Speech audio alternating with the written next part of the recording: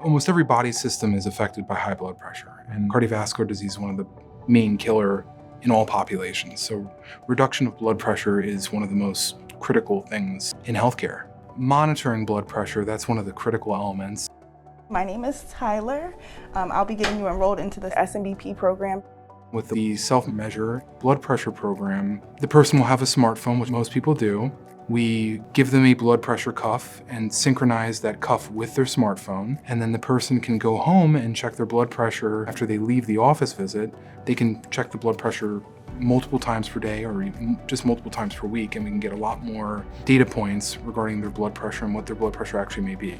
Checking their blood pressure at home more consistently will give us a much accurate measure, and we can also calibrate the average as opposed to just getting a single reading or two readings, every 3 to 6 months. You'll be able to see what your average blood pressure is. It's just using technology and just a blood pressure machine. You have to use your phone and your Bluetooth as well as the app at the same time that you take it. But it's also important to properly prepare to take your blood pressure. When you take it, you want to make sure you're sitting in a chair like this with your back supported and your feet flat on the ground, because taking your blood pressure incorrectly can change your measurements. I had some patients that were nervous to take home the blood pressure cuff because they weren't sure of their digital skills. They weren't sure that when they went home, they would remember all the steps to taking their blood pressure.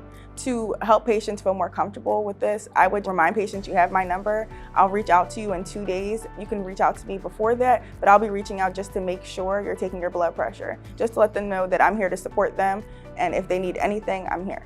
Hi, Ms. Williams. This is Tyler calling from the health center. If patients were not eligible for not having devices or having affordable internet or internet at all, I would use a program called the Affordable Connectivity Program that's funded through the FCC. This program would allow eligible patients who were a part of government assistance programs such as Medicaid, SNAP, WIC, to receive a credit or discount off of their internet bill per month. In addition, if patients didn't have a phone, I was able to enroll them in the Affordable Connectivity Program as well as the Lifeline program.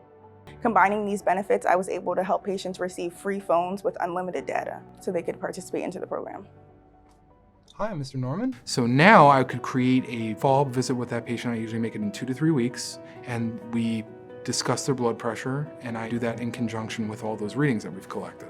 Some patients, they may not even actually have high blood pressure.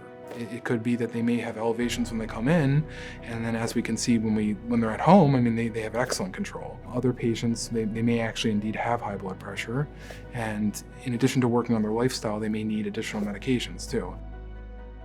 Many people will need medication. Genetically, some people just have higher blood pressure.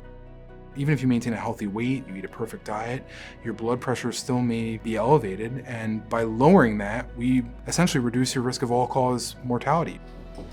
Hi, Ms. Miranda.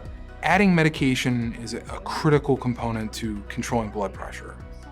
With the SMBP program, with more frequent monitoring and more connection with the patient, the intensification and adding of medication is much more feasible and easier because you get the readings, you're having communication with the patient, their blood pressure is not at goal, you discuss with them the benefits of adding additional medication, and they're receptive to it, and then they add the medication and they continue to monitor. Patients were excited to be enrolled.